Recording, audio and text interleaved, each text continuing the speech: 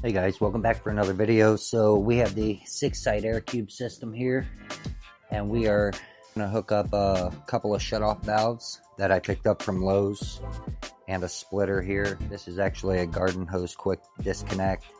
We're going to add that to the back. And guys, the reason why I'm doing this is because it's just going to make it easier to clean the system when I need to clean it. It's going to split 6 of these into 3, and I'm going to easily be able to shut off the valves right here at the main drain bucket, disconnect them, and I've only got to deal with 3 buckets at a time when I'm cleaning. So I thought this was going to help, and I wanted to share with you guys, so check this out. So guys, I want to show you how unique and truly easy this system is to operate. If you want a wick grow in cocoa or soil, just set your floats down low and you can control your water height. You can control your feeding schedule with the timer. It's truly awesome. I've been searching for an easy way out with, feeding, and, I found it, guys. This is an automated system. You just can't beat it. I've been working with it a couple of weeks and I got it down. It's freaking awesome. Even the price isn't bad for a 6-site system. A lot of gravity-fed systems are, $300 and $400, so use my discount code, save yourself a little bit of money. So guys, you can see here I have my system set to run every 4 hours, 6 in the morning, 10 in the morning, 2 o'clock, 6 o'clock, and 10 o'clock again, and then it's off at 7 hours at night.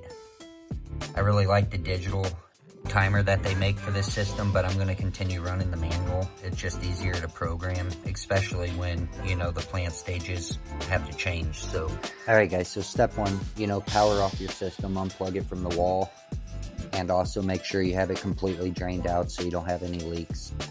Alright guys, we'll get our shutoff valve installed real quick. So it's handy to have a little clamp because of the hose, and also, tip the bucket on its side here. Well, we can kind of lean the hose up against there, but we need to get this straight fitting out of here, and we can get this installed, and then that can just go back down because the valve's off. We'll get this plugged in,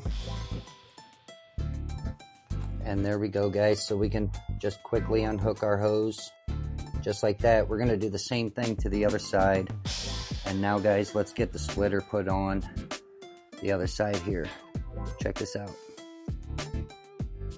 Alright guys, so and this is the area I'm talking about here. I'm just going to use my shears to cut this line right here. And it's going to have water in it. So this is what we're going to do. We're going to raise this line up like that so all the water flows back. And then I'm gonna snip it and hope I can get a hold of both of them. Trying not to cut the fingers off. And just like that. We got ladybugs coming in out the ass from the fall.